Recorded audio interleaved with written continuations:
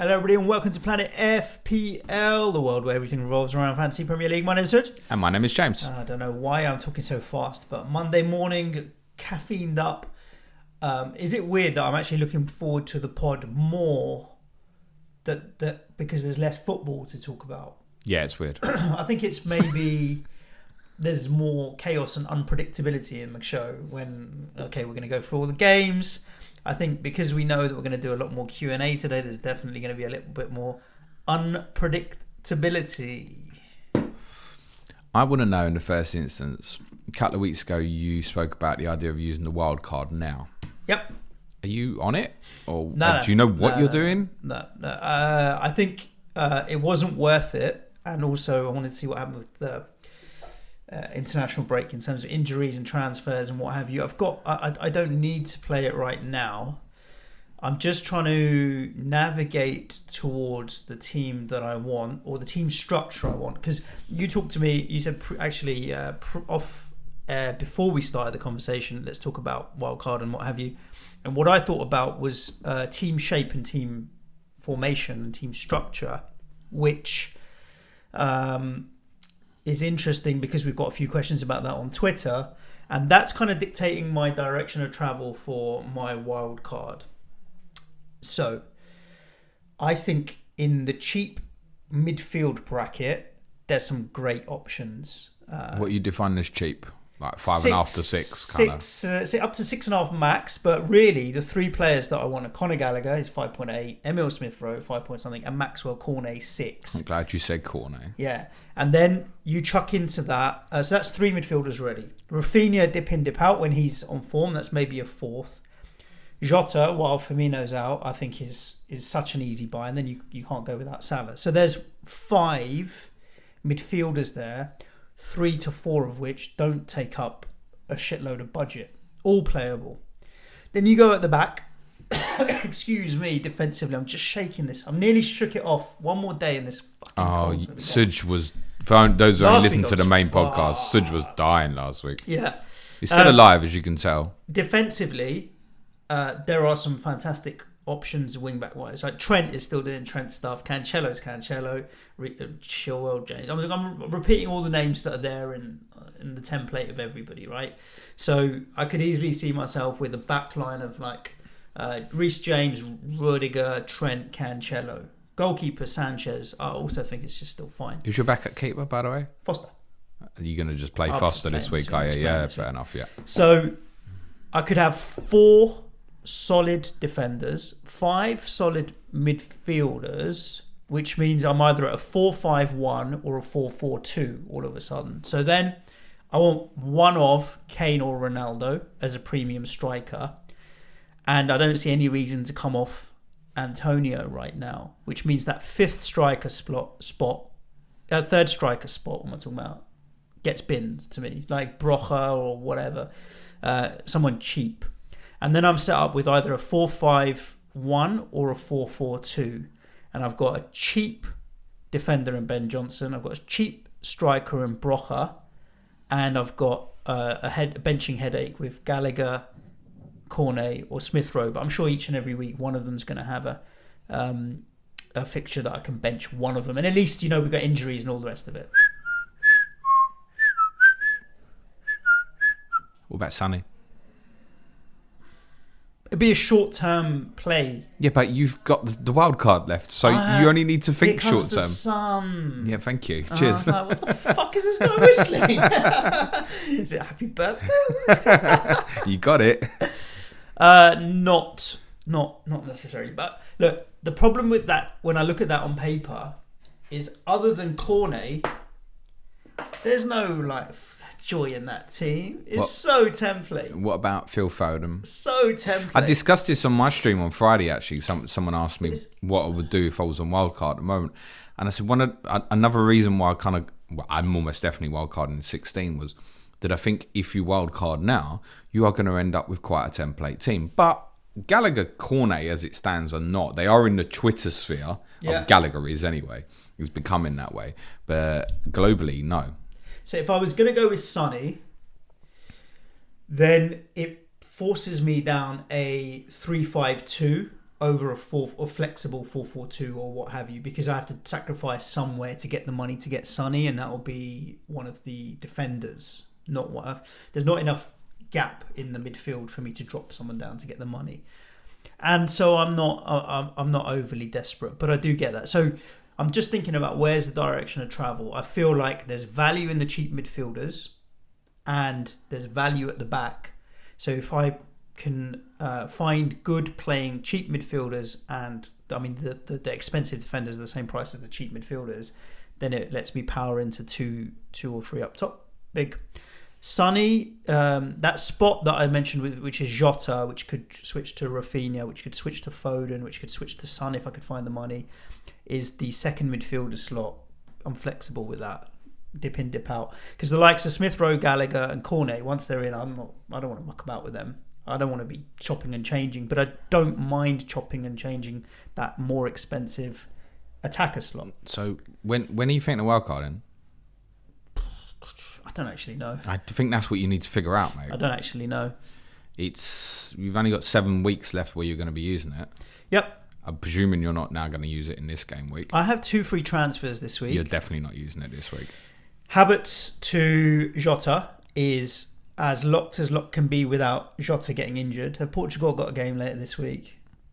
No, I would think they're done. They lost at home to Serbia last night. So Serbia leapfrogged them to qualification. Portugal again in the playoff. Hello, Scotland. Could be. That's going to be tough. So Jota for me is for Havertz is an easy one, and I could roll again. Okay. Could roll again. That's interesting. So you're quite happy with what you've got. The only one that I look at that I'm not happy with, probably long term, is Ivan Toney, but I'm not getting him before his next couple of fixtures. Newcastle away, Everton at home. Everton I can get rid of. Sorry, it was I wasn't going to get rid of him. Newcastle, I'm going to keep him. But then after that, Ivan Toney can go, and I'll be dropping down to get money to use elsewhere. Okay, I was going to move this on to captaincy, but we'll come back into that in a minute, because I think you need to be thinking about fixtures quite a bit. You almost sound like you've got a set out plan of what you want your team to be, but it doesn't actually matter. It doesn't involve a wild card. No, I mean the wild card's what's going to shake you, and you don't particularly feel like you want or need it at the moment. So no. I mean, people like, you've obviously got Gallagher. For the benefit of listeners, you haven't got Maxwell Cornet. No, but I'm going to get him. But so why do you want Maxwell Cornet? Good. I think at 6 million, he's outstanding value. I think he's going to return consistently throughout the rest of the season. I did some analysis on Conor Gallagher for our advanced tier patrons on Thursday, and the big takeaway from it was I need to do some analysis on Maxwell Cornet because his numbers are showing up very good, pretty good. So I'll be doing that for advanced tier patrons this week. And Burnley, interestingly, Suj, I have, because I think you need to think fixture ahead here a little bit. I have second best over the next 8 fixtures, Burnley. But you don't necessarily need to think over the next 8. So for myself, for example, I'm literally thinking next 4. That's all I'm at with. And Burnley for the next 4, I don't have that high up. Oh, I do actually. 4th.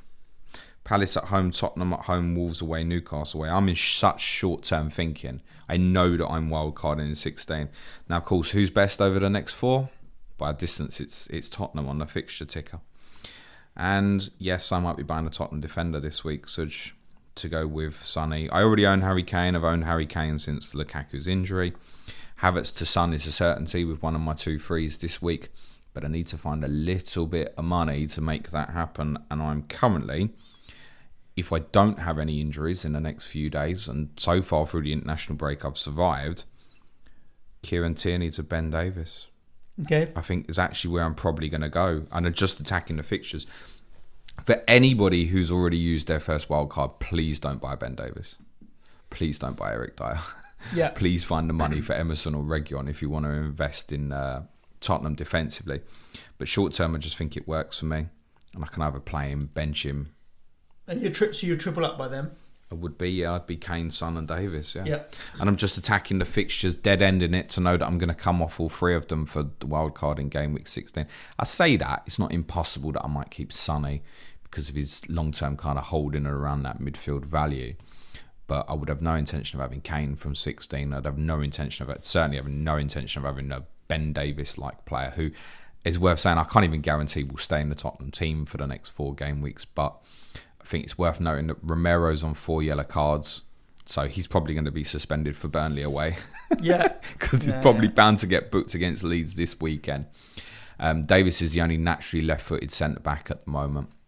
So he's not going to move Dyer to left-sided centre-back if Romero's got a suspension coming up soon as well. So I think Ben Davis will probably stay in that team at the moment, but it's not a long-term solution. Like, we're not looking at Ben Davis staying in the Tottenham team till May next year. Like, it's simply not going to happen. Tottenham are almost definitely going to invest in that position in January, I think. But I can look at it short-term. Alternatives, I've been looking at the cheap defensive. Rayan Aït-Nouri, as I discussed with Bradley on COTC last Thursday. Many of you might have seen the screenshot, Ukash from FPL Wire screenshotted with Bradley's eyes bulging when I mentioned the prospect of buying a Wolves defender. But they've got a couple of decent fixtures over the next few. Norwich away in 13, Burnley at home in 14. Palace, if I was having to make a longer term investment defensively, I'd be looking at Crystal Palace at the moment. And I'd probably go Tyreek Mitchell. The one for me is I probably need it to play for me in game week 15. Tottenham have got Norwich at home, Palace away to Manchester United. And that's kind of what influences the final decision for me. But those thinking longer term, I think you should look at Palace. I still wouldn't rule out looking at Brentford defensively. Rico Henry would be my preference. So there are cheaper alternatives to not just Tottenham. It's just going to work for me on the fixtures. My plan moving beyond that, Suj, is to roll in 13. 14 and Buemo to a 4.4 or so. Ivan Toney to a Callum Wilson. And then I'm going 4-4-2 for the last 2 game weeks. Game week 15, no idea yet. Just 1 week punt on something. That's the plan. And then it's wildcard. I'm very chilled about it at the moment until one injury obviously changes the course of the plan. I'm in a lucky position. I've got Jota. Yep. Which in hindsight is beginning to look like probably one of my best transfer decisions of the season when I sold Greenwood, even though he was in the United Jota. team and Jota wasn't in the Liverpool team. And it's exactly what I said. If something happens to one of that front 3, I'm going to regret selling Jota. So I'm pleased I've still got him. So yeah, I'm going to be treble Spurs, double Brentford, double Liverpool going into the weekend. The one real regret is that I don't have Trent or a Chelsea wing back at the moment. But I don't think it's worth changing. I'm looking to make short-term moves on some attacking players. That's what I want to do. Brilliant stat for you, by the way, Suj. Last 4 game weeks, 2 of your current squad have had the joint most shots in the Premier League. 2 players from your squad. You know who they are? Joint most shots. Yeah, over the last 4 game weeks. Yeah, it's Cancelo. And probably Trent, maybe? No, and Salah. Oh, Salah, okay. Yeah. João Cancelo's joint with Mo Salah for most shots in the Premier League over the last 4 game weeks. That's crazy, which is astonishing. I think he's actually got the capability to possibly even be outscoring Trent this year. I'm looking through the window of our new office and Manchild's poking his head in. Manchild in the house. Right, trying to put me off pulling faces and shit. Captaincy this week, Suj. We should debate it. Bust on Salah. Yeah. As it stands. Yeah. I mean, Arsenal haven't been bad necessarily. Cancelo Correct. at Everton, with Everton at home, is my alternative. Really punty would be Tony at Newcastle, but I don't like it. There's nothing really that stands out. Like Kane against Leeds is the one that we're waiting for you to say it. Kane against Leeds. The Kane debate. You know, there's probably a meme. There's the Michael Jackson meme, just popping popcorn in your mouth, like watching the debate, and I was having a fascinating conversation with somebody on Friday, and this is completely off topic, but actually it's quite interesting, about the difference between people that have a fixed mindset versus a growth mindset. And growth mindset being always forward looking, trying to get better, and a fixed mindset having a ceiling on your ability to develop and evolve your thinking. And one of the biggest things that differentiates the 2 groups of people, this is all psychology, is fixed mindset people, without consciously knowing for it, will look for reinforcement and evidence to back up their existing thinking, because they can't break out of the thought that I'm already intelligent, right? Someone who thinks they're mustard will go out into the world and look for reinforcement that their thinking is correct. And people with a growth mindset will ask the question, what am I not seeing? Because they're trying to evolve and develop their thinking. And everything with Kane on Twitter from the FPL community, whether you're in or out, captain or not, almost all of it is fixed mindset thinking, where I'm seeing people reinforcing an existing opinion as opposed to looking for why, what's if you're in and captain, why should I not? I'm not captain versus the other way around. And I find it fascinating. I just think majority of people have made up their mind on what side of the fence they're on and are only interested in reinforcing that opinion. You spend way more time on Twitter probably than me, and I'm not saying you spend a lot. Unfortunately. So you might say I'm wrong, but I do feel like that's what I'm seeing in front of me. And there's so many variables that are involved in the decision making. I think the comment you put out on Twitter that England are a better team than Spurs is probably the most valuable thing that people need to think about. I had a tweet ready, I couldn't be asked to send it in the end. It was like Tottenham, the FA and the Premier League have reached agreement that Harry Kane will be allowed to wear an England shirt underneath his Spurs shirt for the next 4 fixtures. So yes, it's okay to captain him because he's going to be wearing the 3 lions on his chest underneath the cock. Yeah, there's a big difference between Chilwell and Reguilon and Emerson and Reece James and Phil Foden and Lucas Moura and even Jordan Henderson and Calvin Phillips to Oliver Skipp and Pierre-Emile Højbjerg. That's, Sterling and Sonny you can have a debate about, but I mean Sterling's very good for England. But the quality of service that he receives for England is so much better. This is what I've been screaming week after week after week. It's not a doubt on Harry Kane. I don't buy into the whole he doesn't care or any of this shit. We know he wants to leave. We've been over this. It's more a case of getting the ball. What I've seen so far in the first 2 Antonio Conte games suggests to me, and this is good for a fantasy perspective, might not be so much for Tottenham, is that Kane is going to play more like an auxiliary number 9 and try and stay between the posts. Now, if Harry Kane gets chances, like he got chances against Albania the other night, and we know they were piss poor, then Harry Kane will score goals. Harry Kane's not been missing chances. We can look at Harry Kane and say, Harry Kane's been playing badly for Tottenham. Okay, fine. Can you think of an instance so far this season where you go, Harry Kane's missed a big chance? And I'm sure he probably has at some point. That was a big chance. Wouldn't call it big chance as such. No, but I get what you're saying, where the chances of him scoring are higher than him not scoring. I haven't watched enough of you to comment, but I'm going to take your word for it. Friday night, he could have had 5 or 6 in that half. Like, he probably walked off the pitch a little bit disappointed at half-time that he's only walked off with 3. I think what's killed everybody is the 3rd goal, which I presume you've seen, Suj. I didn't watch it. Which is very good. I heard that England... I heard a couple of pundits talking about the game and said that first half, bar the Spain away performance, was possibly as good as England have played, despite the opposition being Albania. Yes, we know it, for a long time. Like, they were just fluid, moved the ball well, bossed it. Which was ironic with the amount of moaning on my timeline I saw about a back 3. But anyway, listen, don't worry about defensive back 3s when your wing backs are Chilwell and James. It's a joke. It's fine. Welcome to the modern game. 3-3-5, isn't it? The 3rd goal is he pulls off the back from a corner and it's kind of like a sideways bicycle kick. I've seen a photo of it. I know Jack Pitt-Brooke from The Athletic tweeted, and he was absolutely right. I was racking my brains like, I can't ever think of Harry Kane scoring a goal like that before, actually. And I couldn't either. Now, that's not a player that's short on confidence. Harry Kane will back himself all day long. He doesn't doubt his own ability in any way.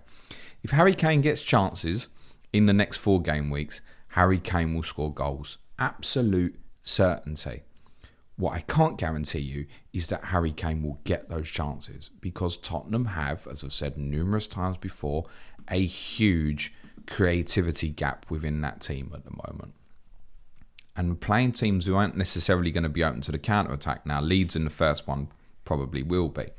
But in the games afterwards, Burnley, Brentford, Norwich, no guarantee of that.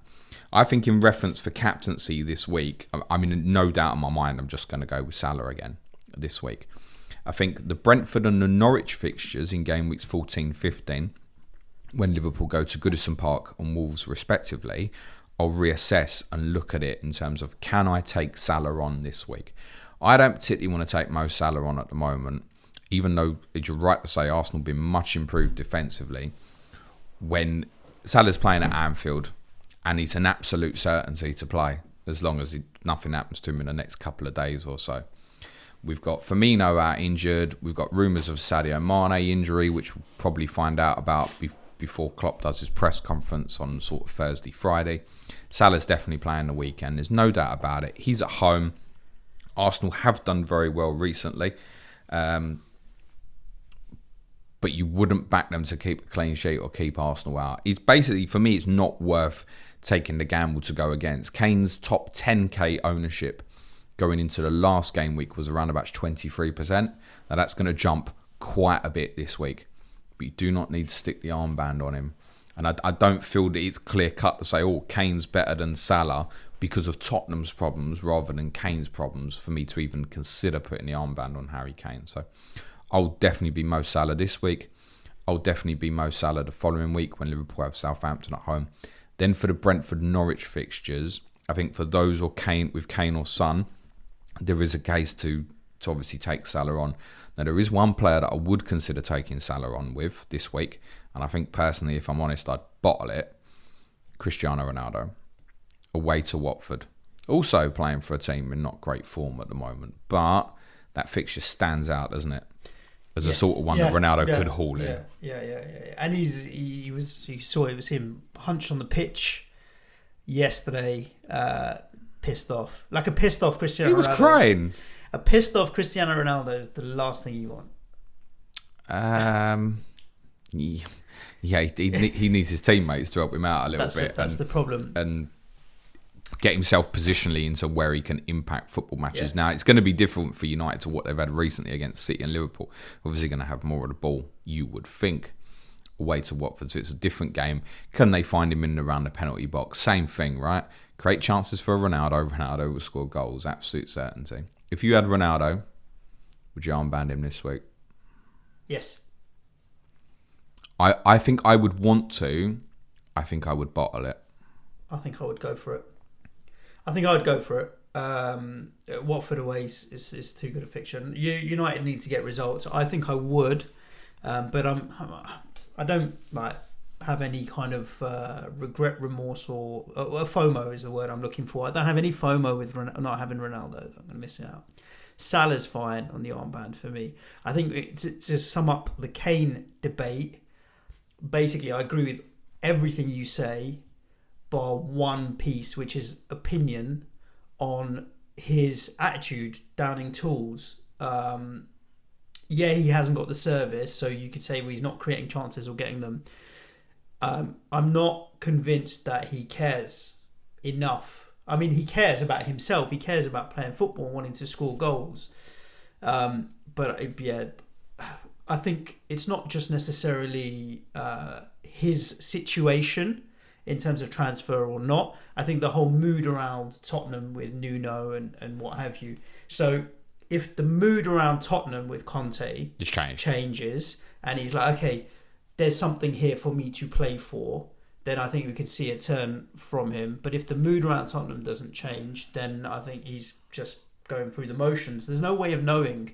But these next four for you, it's probably come a little bit early. I feel for Conte that he's not really had that much time to work with the team, but the next four are going to be very telling.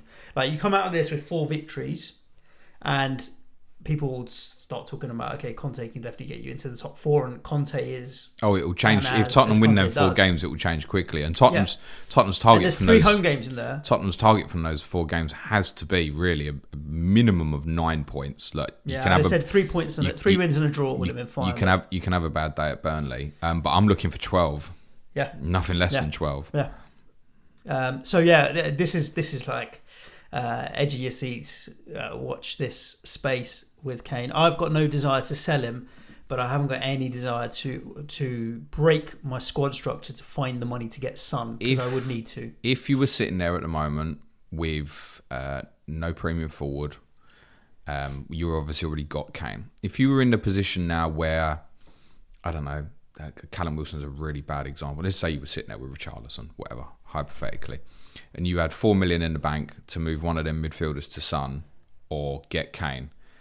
I'll give you the worst example in Richarlison. Let's say you doubled Antonio. You had 2 Antonios. Yeah. Where would you move the money? Would you go and get Kane or go and get Son? I'd go and get... Oh, it's a very good question. I think I'd go and get Son, but that's not to do with Son and Kane. That's to do with Kane and Ronaldo. Because from next week onwards, Ronaldo's fixture run for United is very good, right? So I'd be happy with Son and Ronaldo more than I'd be happy. I don't know, take budget out with Fernandes and Kane, for example. Or let's take a Marcus you can only have Rashford. one. Let's just say you can only have one at that price. Midfielder. No, so you can only afford one of Son or Kane. But Son's a midfielder. No, I get that, but what would your priority be? Would it be to stay with 3 cheaper forwards and say I'm not having Harry Kane, and also it's going to make you difficult to get Ronaldo in 16? No, I'd go Kane because of the shape of my squad. Yeah, because I'd want to get to Ronaldo. But then you might wildcard at the point you want Ronaldo anyway. So sure. your thinking is, in your case and my case, I'm obviously going to go with both. In both our cases, actually, we're just looking at it with such short-term vision. We don't need to think Kane to Ronaldo in 16 because, I mean, in my case, that's when I'm going to wildcard. I got a feeling it's probably where you're going to end up wildcarding as well. Is probably going to be either 15, 16, maybe 17. But I think United's real obvious switch comes 16. You can debate Arsenal at home in 14, Palace at home in 15. When it gets to Norwich away 16, Brentford away 17, we're looking at, okay, right, the definite is 16. Yeah. So you're going to want some of that, obviously. What would you do? You're basically looking at going 4 game weeks. Who scores more, Kane or Son? I'd stick with Kane. I'm in agreement. But I also think I've been asked this question a lot over the last couple of weeks. I don't think one's going to outscore the other by 20 points or so. No, it's. I really think the answer for each individual is probably the question of what do you want to do with Kane and Son when you hit game week 16? Now, if you're looking at Son and going, do you know what? Love him. Brilliant asset. It will get me to 200 odd FPL points. I want to keep him all season. Then that's an obvious more go-to. If you want to transition to make sure you can definitely get Ronaldo in 16, then Kane is the better call, isn't he? I think Kane will slightly outscore him, but I think it'll be close. I think personally they'll both probably get 3 attacking returns in the next 4 as a minimum. Each. Yeah. With the capability of more. Yeah. And we had a Twitter question about that where you were talking about 6 in the next 4 over between both of them. Is it worth it? I think you mentioned that on your stream, perhaps. Is it worth it if you're not going to captain someone? This is why... Well, Salah's changed the game from that perspective in the fact you don't have to captain anyone else. Yeah. Salah's your safety net. Salah's the debate at the moment for when do you want to take him on. Yeah. And I think you can this week. There are definitely people out there who are going to captain Harry Kane. I'll be honest, it's not in my mind to do it this particular game week. So we're saying Leeds' defensive numbers actually over the last 4 are not bad. Ironically, Leeds and Tottenham, probably thinking about it on the surface and going, oh, that could be a 3-2 or something like that. Actually, both over the last 4 game weeks, I think they're in the top 6 or 7 for XGC, expected goals conceded, actually. So Leeds might be looking at an upturn possibly in defensive numbers. Go on, sorry. No, I think that's it. People got to make their decisions now on what direction to go in. I'm fine with I'm at peace if I don't buy Son, which I'm not going to do, and he goes off, fine. Like I know I feel comfortable with my decision making around that. So I feel very comfortable that I'm going with both of them. Yeah, that's all you got to have. You got to have comfort in your until I walk out of White Hart Lane at 6:20 on Sunday, having lost 3-0 at home to Leeds, and be wondering what I'm doing with my life. Well, open up your FPL team, you'll see Rafinha's in it, and you'll be happy. Don't worry about it. Well, I might sell Rafinha. No, I'm not intending to. As Andy Martin said, I'll quote him, our Leeds correspondent. He said, people think they're selling Rafinha when he's going to be in behind Reguilon all day on Sunday. Andy, let me tell you, my concern isn't the in behind Reguilon, it's the in front of Ben Davies. Yeah, I was going to say, left-sided centre-half is Ben Davies. He's more the concern. But I probably am still going to end up buying Ben Davies this week. Let's do Twitter cues. Let's do them. We've had 63 questions in on Twitter. Oh my gosh.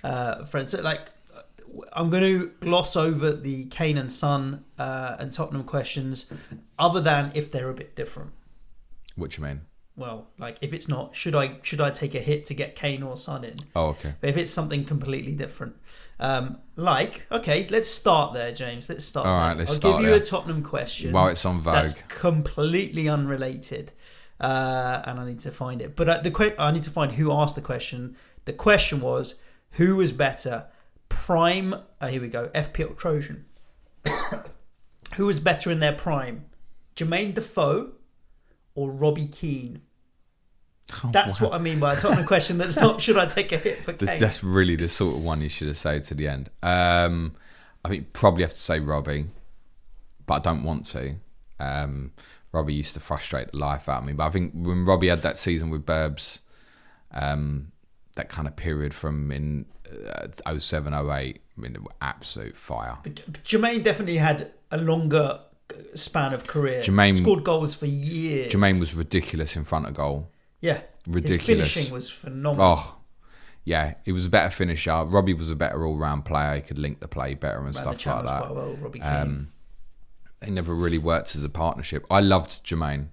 Because with Jermaine, I always knew I'd watched years of Ian Wright, Bury and Tottenham, and JD kind of marked his game on what Ian Wright did and stuff. Yeah. JD was one of them, you wouldn't see him for 85 minutes, or one touch in the penalty area and you're dead. Yeah. That's how it was with him. But then Robbie could win a game for you on his own with bits of magic that few other players could create. So I'd probably say Robbie. Yeah. Stian, he's jumping right in. I'm going top to bottom here, no particular order. If you were trapped in a box, James, and the only way for me to save you... Is this because I tweeted about thinking outside the box? Perhaps.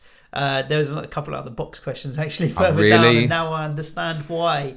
If the only way for me to save you, James, was to do one of two things that happen every single pod that Stian's listened to, what would those two things be? What do I do, or what happens every single pod? You sneeze? That's one. Is it really? That's one. He DM'd me the correct answers, by the way. The other, I'll give you a clue. Look on the table. Phone's out? Phone rings. Close. Phone rings. Phone rings or I sneeze, you'll be out of the box, James. You haven't sneezed yet on this pod. And your phone hasn't gone off. A little cough, but nothing too bad. Dave, simple goal. How are you, Dave? We're going to skip the Spurs question, but 4 weeks only. You can double up defensively with Chilwell and James or Cancelo and Diaz. The fixtures seem to favour City. They do. So that would be the answer. You'd go Cancelo and Diaz over Chilwell and James. Yeah, and Diaz is complete no-frills choice, isn't he? But yes, for short term, you're just looking for the points in your media. Yeah, I'd say slightly less risk of rotation. There's always risk, but slightly less with Chilwell and James, and I think I'm in agreement as well. Cancelo and Diaz. The problem with James and Chilwell is as well, like there's one obviously really good fixture in there, game week 14 away to Watford, but it falls on a Wednesday after they've played United at home on a Sunday, and then they go away to West Ham on a Saturday. So the one good fixture, which is like, oh yeah, eyes open, Watford, they might not even play. No. Could be Alonso and Azpilicueta. So, and listen, that applies with like Cancelo and stuff as well. I actually think Cancelo, as I already said, I think he really might push Trent this year in terms of the points, actually. But that's phenomenal that he's matching Salah over every other player for shots over the last 4 game weeks. And he hasn't scored in that period. Now, his XG is not too high. It's only about 1.5 over that period. But this is the left back. All right, back, wherever he was. Let's have a word with ourselves. He's the back. So I think, and the City boys, I think, to answer the question. Great question in from Amber. How often do you say things on the pod that you have to edit out? Well, we don't edit any bits of the pod out. It literally is. I don't know how to. Yeah. Oh dear. Yeah. I mean, what you get is start to finish. There's very rarely that whole bit that we talked about. Not very rarely. Never. There's never a bit that bit needs to go. We've never had a moment. We leave all the errors in and stuff, right? Yeah. We don't care enough. If the thing runs out of battery, so I have to replace the battery, sure, that bit we can edit out because it's not actually pod or pod content. In terms of what we say, what we say is what nothing. You get. The only thing, Suj said something on one of the Patreon pods a few weeks ago, and I had to put a bleep over it, which is very, very rare. Yeah. But no, it generally just stays as it is. There's never anything I go, fucking hell, we need to edit that out. Yeah. Not since I've been doing the editing. There's nothing I've ever taken out of the audio, I don't think. You probably get the proof of that from YouTube in terms of it just runs through most of the time. So Yep. Baz McCormack, he won Manager of the Week the other week, and he won a mug, a T-shirt, a stress ball, a Nike bag, and a copy of FIFA 21, not even the latest one. And they're sponsored by a bank. Question is, can you think of a worse prize? is this the official? Yeah, he was Manager of the Week, 99 points. We've ripped them for this before. Yeah, it's mad, isn't it? All that stressing all year long. What do you get at the end of it? A bit of media attention, a couple of tickets to a football match. Yeah. And a stress ball and a goodie bag and stuff. Yeah, I mean they can't, can they? Because of certain legislations and laws. But actually, I think the overall prize they could give a season ticket away or something, couldn't they? You go, oh, that's interesting. Although I don't know how much that appealed to the overseas listeners and players, I guess, which is fair enough. It's not a great prize, is it? It's the personal glory of having that. Who was it that asked the question? That was Baz McCormack who won. Well done, Baz. It's the personal glory of being Manager of the Week is the best, isn't it? Rather than what you got out of it. So yeah, but it's shit price. Sort it out, official FPL. Yeah. Jimmy the Clarets jumped in. He wants to know how you will feel in Gameweek 13 after Maxwell Cornet scores the winner against you at the stadium. Probably like it's a long way home. Yes. Yeah, there's nothing worse than losing away when you're far away, right? It must be like Burnley's this is a long journey. Burnley's basically the worst one in terms of travel in the Premier League at the moment from where I am. Yeah. Because you've got to get another train from Manchester or Preston, depending on which way you go, which is like another hour. So it's easier to get to Newcastle than it is to get to Burnley because at least it's one train through. I'll be getting home 10 o'clock or something from a game that's going to finish at 4 o'clock. That's going straight home. FPL Face-Off. If you were asked to stand in on the TalkSport Drive Time show, which controversial phone-in topic would you suggest to get the most callers and give unfettered access? Given unfettered access to one of the greatest footballing minds, what question would you ask Darren Goff? I don't know if he's I've thought of a topic that's straightforward. Is TalkSport the worst clickbait radio station on earth? They've had a couple of times that I'll be driving in the afternoon now. You know Andy Goldstein. I mean, he's a wind-up merchant at the best of times. They all are. He just says it stuff for the sake of it. But they've started getting Jack Wilshere on as a guest, a regular guest, not like one-offs, but he's weekly or whatever. I'm not sure if he's there all the time. Was that him and Jamie O'Hara giving their expert analysis, is it? Who? Wilshere. But the problem is now, Wilshere is not a happy character. Like he's a spiky character. He always feels like he's in a bad mood and grumpy for whatever reason. And so the show is literally Goldstein just saying shit to Jack Wilshere to just wind him up, and Wilshere just being moody about it. It's just really kind of almost awkward to watch because Jack Wilshere, unfortunately, with all the trouble that he's had in his career, there's plenty of ammunition of things that you can poke the needle in, right? And Goldstein is the master of just saying controversial shit to wind you up and get under your skin. It's horrible. It's just almost like, this is not right. I do not know. I think we should talk about something. I do not know why you listen to that shit, honestly. Maybe it's in the car if I haven't got a pod to listen to or something. Listen to someone else's FPL pod. Yeah, could do. But so much better. I think we should talk about a topic that came up at the weekend. Which is? Harry Maguire's goal celebration. And everybody in the media getting vexed about it, or especially Roy Keane. Any opinion? Any thoughts? Yeah, I couldn't care less. I think fair play. Let him do it. Like, you can't criticise the player and then criticise the reaction and whatever else. I think the media take no responsibility for building people up and tearing them down. I think they're happy to do it all the time when it serves their purposes to get views and clicks and whatever else. I think if I was Harry Maguire, I'd have pointed at the press box and done the internationally recognised wanker symbol, to be honest with you. Fair play. Like, who cares? I was talking in a WhatsApp group with a few people. I was like, let him do it. Because a few people called him out as being, this is a bit embarrassing. I'm like, nah. Like, at the end of the day, I was like, the media need to take a bit of responsibility. People are people at the end of the day, right? We know and we talk about mental health concerns and all that kind of stuff. And you're talking about this guy's getting stick in the press, fair play. And someone's response was, well, at £100,000 a week, he should be able to brush it off.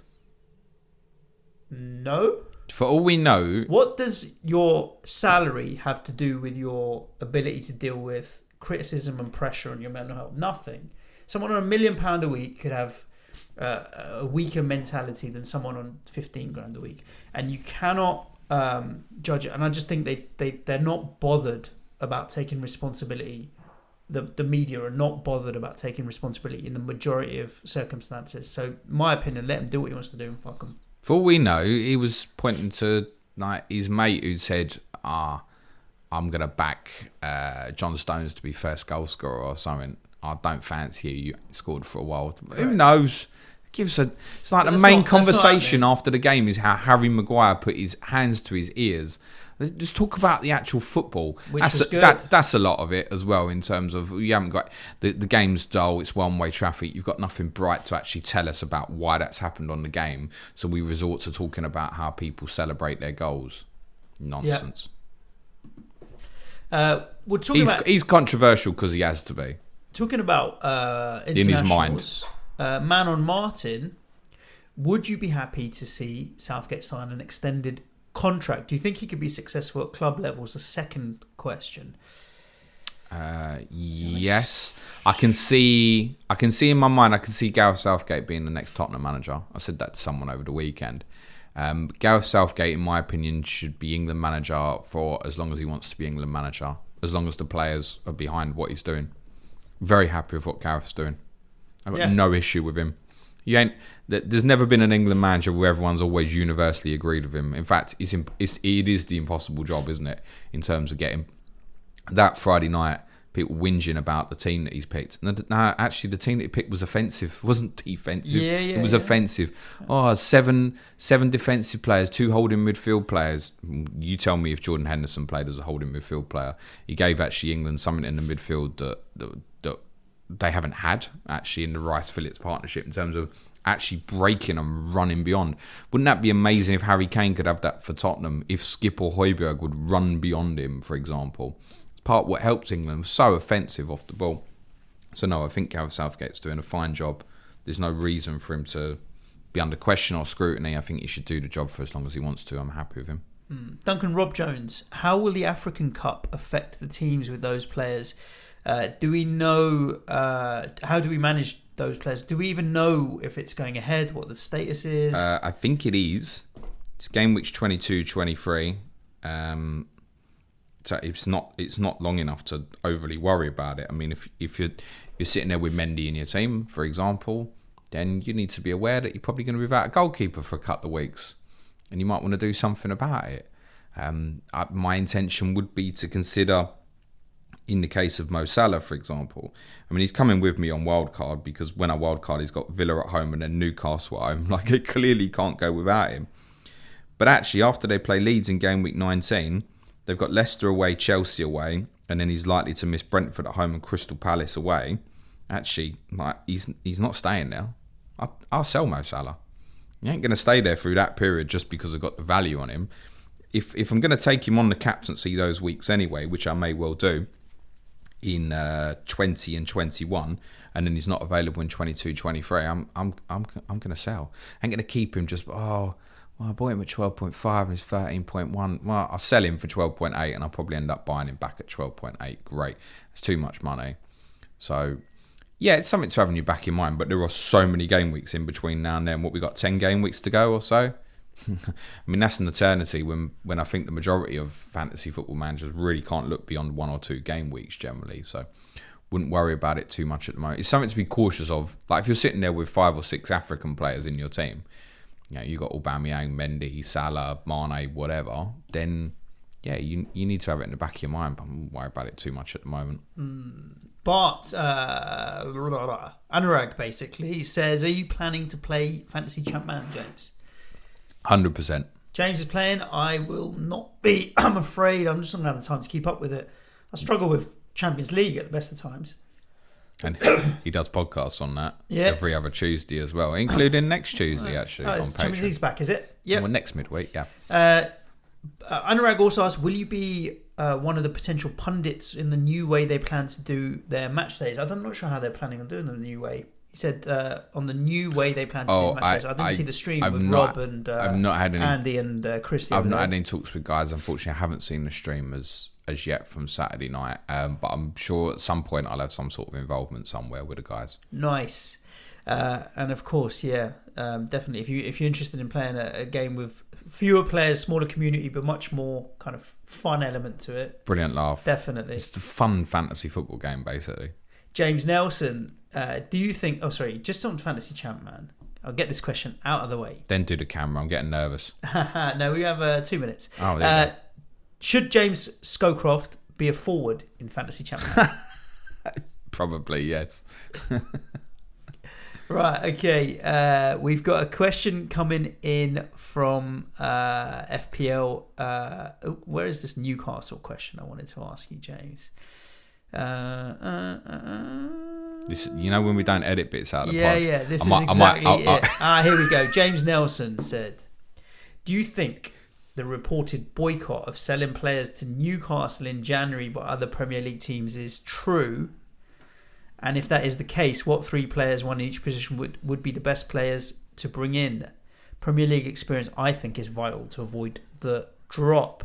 Do you think there's a boycott going on? It's rumoured that there's a few Premier League clubs trying to get together with a kind of an ABN attitude, anyone but Newcastle in terms of selling players to.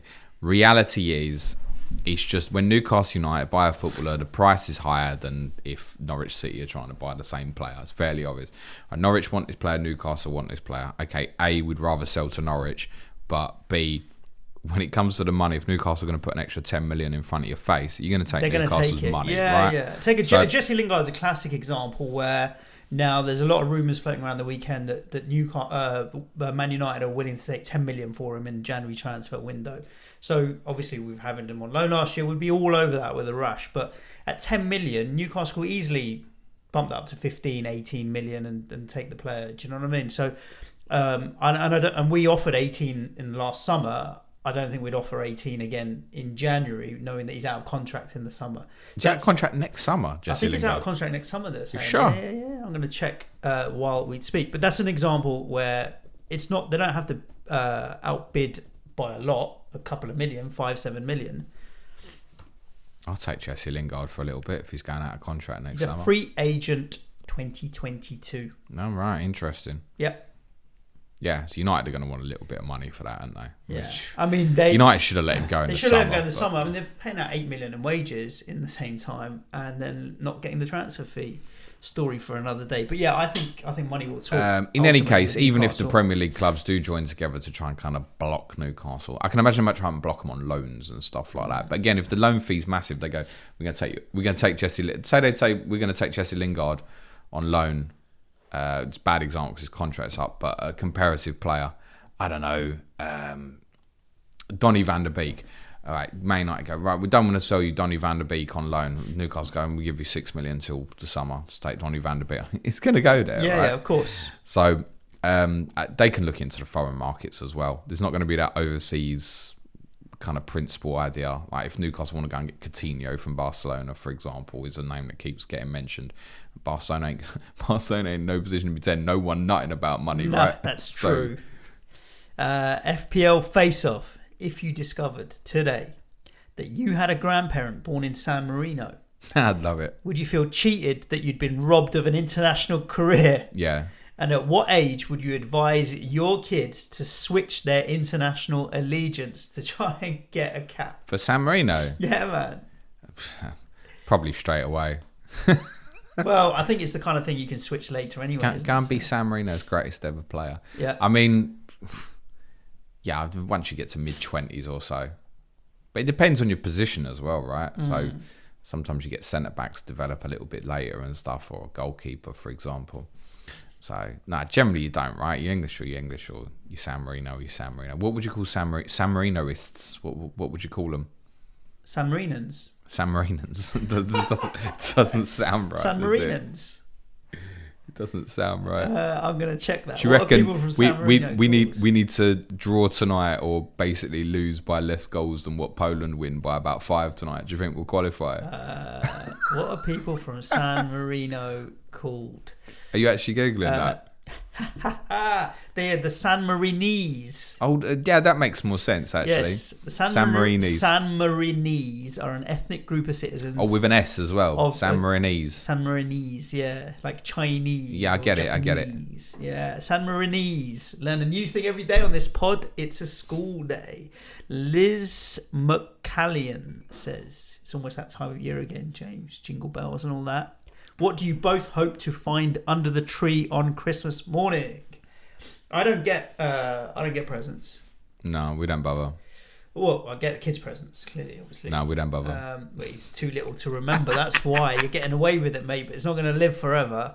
And generally, we have the culture of like, what do you want? I'll get you what you want, rather than trying to surprise you with stuff. Although most years, I will always get my wife something that she's not expecting. Like I'll that's nice. I'm not talking like 20 quid, 30 quid. Like she likes the White Company, so I'll get some smelly shit from there or whatever else. White Company, did you say? Yeah. I wonder where he was going now. So candles, they do, all that kind of stuff. So something that's like cheap and cheerful from there, like 20 quid, 30 quid, whatever, that's fine. But generally it's like, what do you want? I know what I want this year. A new pair of Air Max. Pretty much it. Okay. New pair of Air Max 90s. There's some nice ones. I do the same thing for my missus every year. I piss off out the house on Boxing Day and go to the football. That's it. Yeah, interesting. Let's move it on. Let's go to FP. Did you see that story, by the way, just while you're doing that, about Shelter had written to the Premier League clubs to suggest wearing their away shirts on Boxing Day at home? Right. What a brilliant idea. Yeah, I think they'd said no, though. No, the Premier League won't allow it. Yeah. But the clubs would have loved it, right? Exposure for one of their away kits in a home game as well. There's loads of EFL clubs are going to be doing it. What a brilliant idea. I hope there's some pressure that gets put back on to relook at that. If not this year, then next year. Yeah, I think it takes to a bit of planning and raise awareness of homelessness. And I get it. I think they were also getting a lot of stick for not doing it, but at the same time, I don't think you can give them stick for it. I'm sure they've got reasons for not wanting to do it, and also a lot of the clubs and the Premier League do a lot of charitable work. They could just as easily be donating like 5 million quid to Shelter. So I don't think it's something that we should jump on their backs on for not. No, I doing. just think it was a really good initiative and an idea that I couldn't see many negatives in it, even for the clubs and stuff. Yeah, like, I mean, I go to Tottenham. I want to see Tottenham wear white, but I mean, for that, yeah. I get it. It's a really good idea. So FPL Trini, what are your thoughts on Rafinha to Jota? Rafinha's still got some good fixtures coming up, which is kind of making me hold him. I'm okay with holding Rafinha for the next 4 versus Jota. I mean, yeah, there's a case to say Leeds' next 4 is actually better than Liverpool's 4, but we've got Liverpool versus Leeds is essentially what we're part debating here, and Jota looks like he's probably going to play the majority of the games. So I get the urge to want to go there. I think again it's the immediateness of Rafinha's got Tottenham, Brighton away, where Jota's got Arsenal, Southampton at home. So over the next 2, yeah, sure, definitely Jota. Rafinha is not going to be on my wildcard in game week 16 because Leeds' Christmas run is so rough. But I will want him back in January, absolute certainty. He's going to tick over great. Has he got 5 goals now this season? I feel like he's missed games because of niggles and Watts as well. He's ticking over absolutely brilliantly, Rafinha, and I would not be desperate to move that on. I think it's an acceptable move because of the desire to get Jota, but I would just question if it's Rafinha that you want to move. This is need versus want again, isn't it? Rafinha could tear Tottenham apart on Sunday. I'm not stupid. Yeah, for sure. Gene, this is a great question, James. What food and or drink do you wish that you could get at any stadium? So if we're going down to Tottenham, what food do you wish you could get that you can't get? I want the sausage rolls that they do at Leicester. Okay. Are they a bit bougie, are they? Absolute banging. Yeah. Sausage roll in the away end at Leicester, absolutely fantastic. I've been sounding like Gary Barlow then, I realised that. Absolutely fantastic. Yeah, that's what I want. Leicester sausage rolls.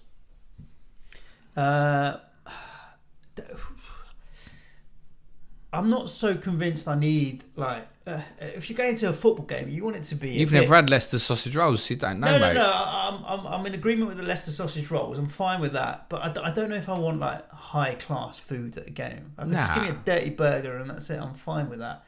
I'll always go, my go-to... But Tottenham's dirty burgers, I mean, it might put you in bed for a week. is the chicken balti pie is my classic go-to. A burrito. I wouldn't mind, like... Because it's got to be something that's not messy to eat. And a burrito is just wrapped, right? So it's easy to eat. So a chicken wrap or a burrito would be decent. Drink-wise, are you happy with just lager? The beers at Spurs are all right. Like, they do Amstel and bits. It's fine, so... Yeah, I don't mind. We have Amstel as well, I think. Or we have Heineken, which is not great. No. But the thing that we have that's shit is the coffee shit. It's all instant, like, granules and whatever else.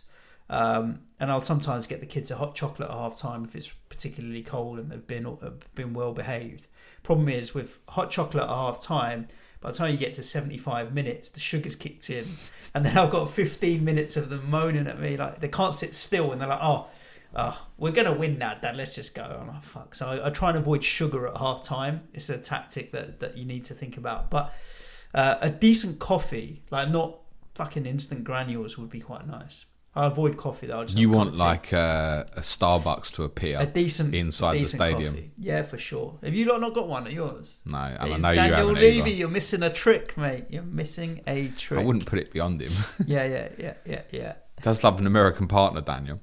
Amra Batman Joe, I can't really help with this, but I think you will be able to. Which teams that have a chance of qualifying for the World Cup would you like to see in Qatar? Don't know who's close, but no cigar yet. I mean, I would like Scotland and Wales to qualify. Yeah, of course, home nations all the time. Yeah, I genuinely, would like Scotland and Wales to qualify. Yeah, it's always more interesting. The more home nations are in the tournament, as far as I'm concerned, the more interesting it is. Yeah, for sure. FPL_Brewer. We're going back to FPL here, James. Thoughts on Tomiyasu? Seems to get in all the right positions, but no attacking returns yet. Hold or sell? He's 4.5 million. I think that's very reasonable. I mean, you can bench that sort of player, can't you? Yeah. So. That's why Ben White is my fourth midfielder. Like, where I was talking about going 4-5-1 or 4-4-2, I'm happier with a 3-5-2 and leave my fourth defender as Ben White, as opposed to going premium. And that leaves me some money. And I don't feel like I need 4 premium defenders. I'd also say Gameweek 13, which is kind of really a real influencer for me in terms of the sort of decision I'm thinking to make defensively. Arsenal have a good fixture at home to Newcastle, and there's a lot of Gameweek 13 fixtures perhaps don't look great. Like, for example, Livramento goes to Liverpool in Gameweek 13. So, I mean, if you're on that, fine. My case in Tierney is a little bit different because Nuno Tavares has been playing well. I don't think it's a certainty that Tierney's going to get back in. And ironically, the only game I would want him for is that Gameweek 13. So if I did keep him to 13, he's probably someone who'd be a cash cow for me in 14 anyway. And I don't really want to be making another move at that particular point defensively. That's why he's probably going to go now. But I have considered actually Tomiyasu as just being a direct replacement, because all I need to do is find the money. Just go, right, fine. I need 0.3. That's literally it to make the Sun move. Could I consider Tomiyasu or Ben White? So I don't mind Tomiyasu. I'd keep at the moment. If that's the biggest problem you got, you're doing well. Yeah. FPL Wolf, I like this question. I think there's a simple answer and then a more complex answer. Conversation, let's say. What are your thoughts on Max Cornet versus Jared Bowen as alternatives to Gallagher? So the simple answer being the fixtures for Burnley are so much better in the short term that you go to Cornet.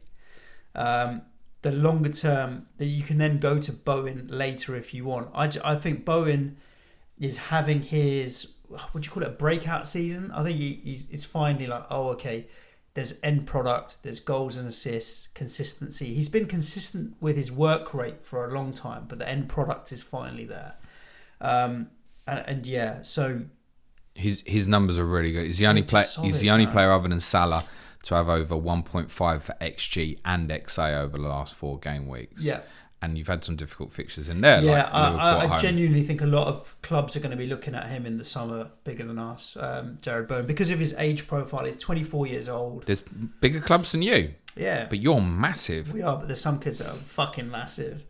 That was another debate on TalkSport the other day, but we'll talk about that another time. Tottenham, maybe, for the patrons. Come and join us on Patreon this month. I would go Cornet over Bowen. So would I at this moment. I'd probably go Cornet over Gallagher as well, especially with the fixtures coming up. So would I think, at this moment. Yeah, and that's even with my biased heartstrings really pulling towards Jared Bowen, because I reckon he's having such a great season. Should we talk about outside the box and inside the box? FPL Apina, what is your preferred size for a box? What's coffin sizes? What do they call it? Well, yours will be short, mate. We know that. Save a few quid. Just burn me. Coffin size. Yeah, why not? What? Well, why not? I don't know. That's where I'm going to end up. I'm not going to end up in a shoebox. I might as well have a coffin box. I love boxes that are abnormally large. So you can play with them. The size dump that the sofa kids in them. Like we had some outdoor furniture come in these massive boxes, right? That are huge because you can't break them down. Because you literally just leave it in the living room area wherever, and that's the kids occupied for about 4 hours.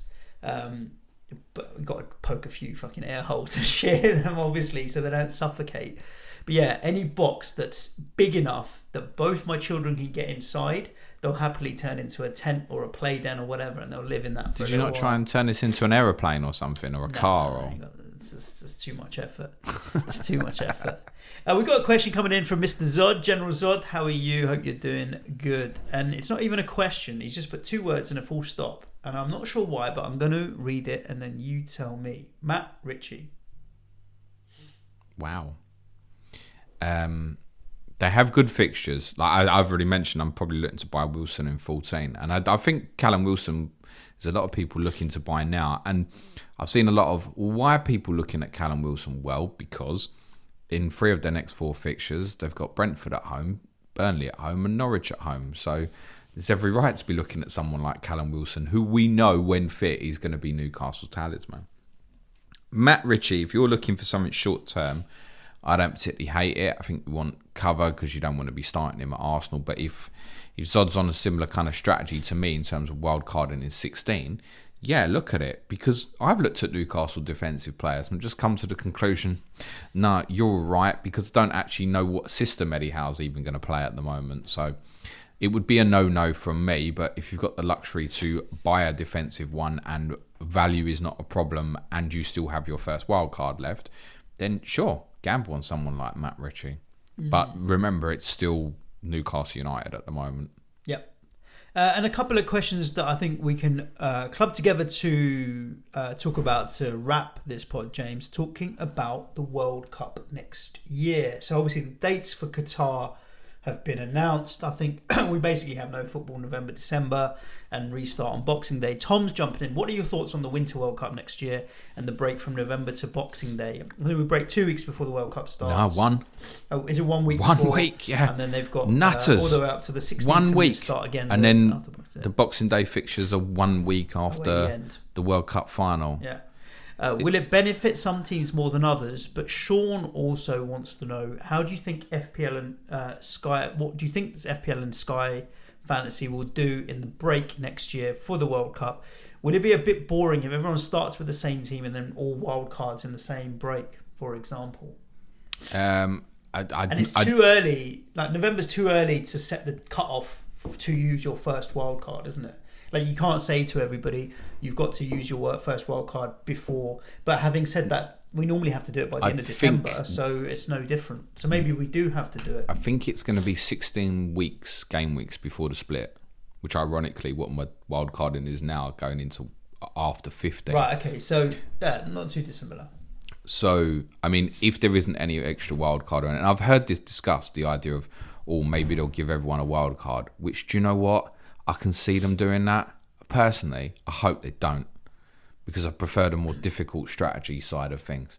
So you think a wild card and a wild card in the international, so 3 wild cards, like they did with the after the shutdown. I can see them giving everyone a wild card to keep the interest and whatnot.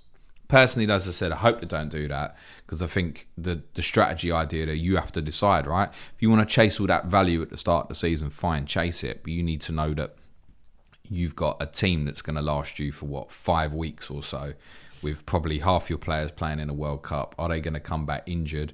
If they do well in the tournament, are they even going to play when they come back? It's a nightmare, right? So my view on that would be, I'm using the wild card during the World Cup, and that's the end of it.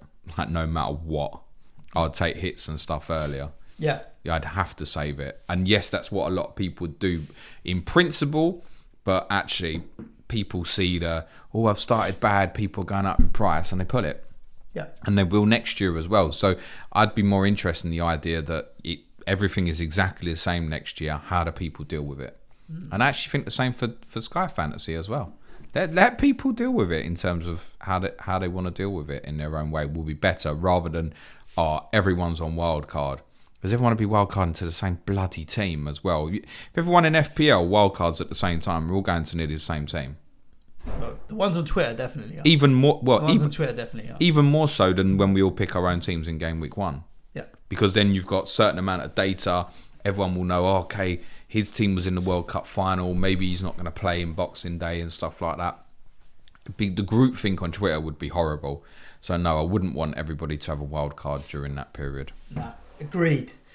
So, James, do you want to tell everybody, as we get back in the lead up this week to football, what we have left to deliver? Digest? Content-wise, what are they getting? People's poll tomorrow. I just voted in it. I'm not going to tell anybody the percentages because I don't want to bias the vote. But what were the 3 options that we're giving people for tomorrow? So the vote is live now till around about 6 p.m. UK time. There are 3 options for you. Premier League clubs who can and who can't spend big in the forthcoming transfer windows. There are some that have got quite a bit of excess cash. There are some who are going to need to sell players. We're going to have a look at that for you. Also an option is the FA's 3-year target for women's football in England that was released over the weekend. Some really interesting stuff in there. And I think we can have a really interesting conversation in terms of, are their targets achievable? And I think the answer might be yes, but they might skew it so that they are achievable. I think there's an interesting conversation to be had there. And finally, Dean Smith was appointed Norwich City manager this morning. So there's another chance to vote on Norwich City as a topic of choice for the People's Poll. Wednesday will be Sky Fantasy Football Podcast. Thursdays is every Wednesday. Thursday's clash of the correspondence is Watford versus Manchester United with Stephen Toomey and Gary Robinson. Friday, I'll be streaming 3 p.m. UK time. The deadline is obviously Saturday morning this week, so it'll be a deadline stream on YouTube Saturday morning. Our Patreon podcast for intermediate tier and above this week, Suj. Our Q&A today. Tomorrow is the curriculum of English football, school curriculum of English football. Remember Stian's question he asked us the other week? Correct. Wednesday is Tottenham. We're going to be having a big debate about English football's atmosphere problem at the moment. Yep. Thursday is a quiz on current Premier League goalkeepers, and Friday will be our Game Week 12 preview show. Our advanced tier content this week includes, as said previously, a look at Maxwell Cornet in Talking Tactics. Lovely. Sounds like a really busy week. We have obviously a active community. I say obviously, we have a very active community of close to 500 people in our Patreon Slack channel that are always talking about all the different fantasy formats and games, as well as clubs and a whole bunch of other stuff. We have prize leagues and the additional content that James mentioned. So if you are interested in becoming a supporter of the show and having access to all of that, we'd love to have you on board. That's patreon.com/Planet FPL. There will be, I'm not going to say what it is now, but there will be an announcement later this week on Patreon content in December as well. Indeed. And it's all I can say is the announcement's not going to be that we're doing nothing in Christmas. It's not like it's a surprise. So do make sure that we Every follow. time someone says that, did you ever watch Dexter? Nah. Sergeant Dokes. Whenever someone says surprise like that, I just think, surprise, motherfuckers. No, I never watched it. But yeah, we'd love to have you as part of the community, and obviously the support for the show goes a long way. In addition to that, wherever you're listening to the podcast or if you're watching on YouTube, hello, subscribe, hit a like, smash a like, whatever they say, do what you got to do, but any bits and pieces of support are always welcome. Comment if you disagree on everything we've said. And we'll love it. A long list. Yeah, indeed. We'll be back at you tomorrow with the People's Poll, and we'll see you then. Stay safe, friends. Ciao for now. Thanks, everyone. Be nice to each other. Cue music, please, man, child.